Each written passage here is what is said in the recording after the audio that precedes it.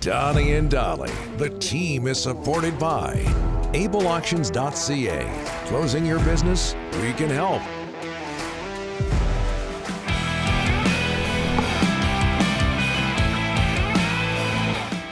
All of our guests today, including Jamie McLennan, Noodles, standing by, are brought to you by the Bayside.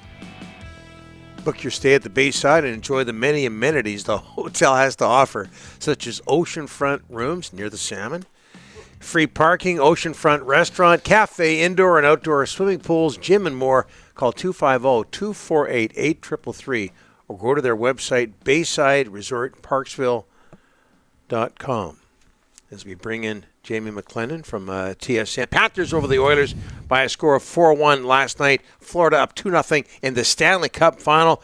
Jamie, thanks for doing this, sir. How are you?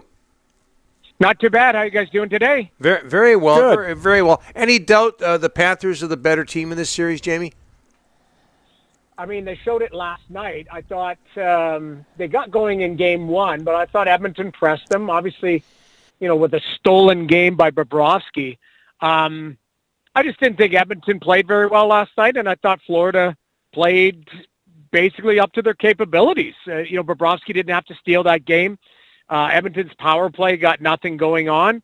Their top players, outside of McDavid, who looked dangerous a few times, their top players didn't have much last night. Kind of like Florida did in game one, to be honest. But I would say Florida's battle-tested. I think they are the better team, but it's not this huge margin. But the bottom line is 2-0 is 2-0, and you can't make excuses for how you've arrived at that. There's no moral victories for the Edmonton Oilers of how well they played in game one. They ended up losing that game. So they've got their work cut out for them if they want to make this a series. Obviously, it's a must-win on home ice on Thursday night. You mentioned Sergei Bobrovsky there. And, Jamie, we all remember when he first signed the big contract with the Panthers, $10 million a year, a $10 million cap hit anyway, and the struggles he had right off the bat there. What have you noticed about his game since then in the last couple of years when he's been so good and is likely the front runner for the Conn Smythe right now? Well, I think they've done a really good job of rebuilding him as a goaltender. Now, physically, I think he's worked really hard to make sure that his core is strong enough. He's in great shape, and he's strong enough to do those pushes and to have the flexibility. But I think Roberto Luongo, his brother Leo, Rob Tallis, the goaltender development group that they got going there has helped him rebuild his game on the ice as well. Now, Florida is a pretty solid team defensively. They play a high-paced game, but they don't give up a lot. And I thought Florida's adjustments last night, slowing down the Oilers in the neutral zone, where in game one the Oilers were able to get a lot of speed to work off the rush. That wasn't the case last night. So that, coaching, Paul Maurice has done a really good job, but you come back to Bobrovsky, he made the saves that he should last night. I thought he was solid, but his game overall, his contract looked terrible the first couple of years he was there. Even almost a calendar year ago, it was Alex Lyon who helped him get into the playoffs.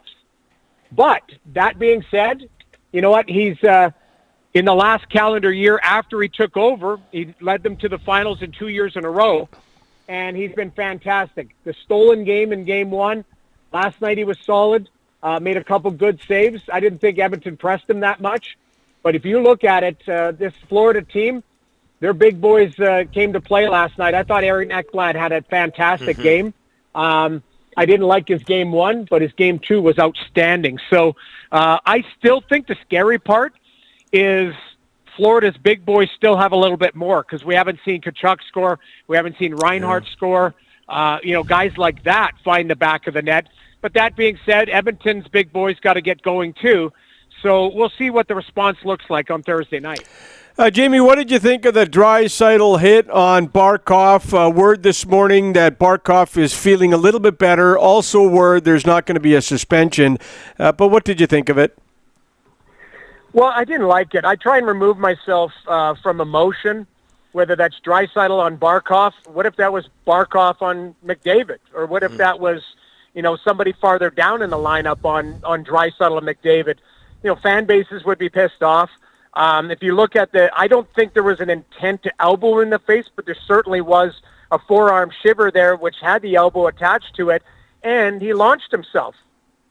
The ice, Now, sometimes in hits you do have feet that leaves the ice, but there's an intent to hit him there.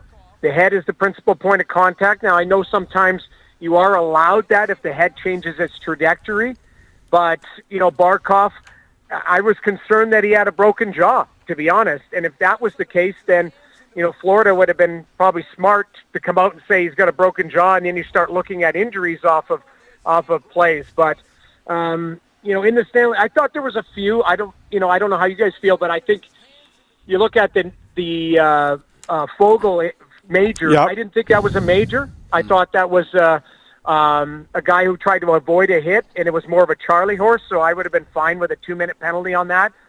Bennett had a hit on Bouchard that was kind of the same as Fogle. If Bouchard lays there, maybe it looks different. So I thought there were some calls last night that I think we could all sit and argue and go, maybe more should have been heavier or should have been lighter. I don't know if it was a suspendable play by Draisaitl. It might have been if it's a Tuesday in November, but as you guys know, games 1, 2, and it gets deeper into the Stanley Cup Finals, you pretty much have to commit a lot more than that to be suspended. So I'm not surprised by that, put it that way. Jimmy, we haven't talked to you since the Canucks went out. Silovs did really good. DeSmith never saw the net again. He's a UFA. They haven't talked to his agent. It looks like they're going to give Silovs a backup to Demko next year. Your thoughts on the goalie situation in Vancouver? Well, I think it's stable. All you need is a healthy Demko, and he might win the Vezina next year. And Silovs did an awesome job. I think Ian Clark deserves a lot of credit, too. I think I've told you guys this before. I believe he's one of the best goaltenders goaltender coaches on the planet, as far as how he's able to work with players and build out their skill set. Now, Silovs, I know it was in the media and we talked about it, and the fan base talked about it. Well, the third goaltender.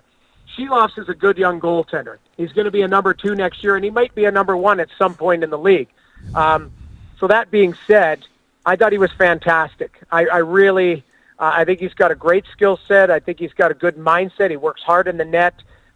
Yes, he's going to clean up some stuff. That just comes with experience. How about that experience? You're having to face an Oilers team that was pretty desperate in the second round of the playoffs and in really high pressure situations. And I thought he did a really good job. But I look at that tandem of Silovs and Demko. That's as good as anybody in the National Hockey League heading into next season. And I know there's lots of question marks with organizations of what they're going to do with their goaltenders. For example, Ullmark in Boston and Markstrom in Calgary. Jim Rutherford, Patrick Alvin can sleep at night knowing he's got a pretty damn good tandem in those two. Hey, Jamie, you played for the Panthers. What's your opinion of the way the market has responded to that team's success, and do you think it's sustainable? I hope so. I mean, you look back, I think it was 96 where they made the finals, and Yep. the Rats were on the ice and everyone was excited about it. We forget that there's a lot of transplanted Canadians in Florida. Mm-hmm. So they do have a passionate fan base. It's more educated than people think. I loved my time there. I actually was just texting with Roberto Luongo literally before I got on the phone. Him and I were checking in, and, he's still a dear friend. There's a lot of excitement around that marketplace. And rightfully so. They got a really good team. Like I was saying earlier, I don't know if we've seen kind of their top players' best. I thought they played very well last night. So it'll be interesting to see what happens Thursday. Edmonton's going to be fighting for their lives. But I think it's exciting when we call it non-traditional markets, get a Stanley Cup final, potentially a Stanley Cup. We saw it in Vegas last year. It makes us all more thirsty for the Cup north of the border in Vancouver and Toronto and Edmonton and Calgary, right through the country. But you see how the team is built, and you see how close or how far you believe your individual team is away from how well and balanced the Florida Panthers are right now. Jamie, outstanding as always. Thanks so much for doing this, sir. Well, thanks for having me. We'll chat soon. You bet.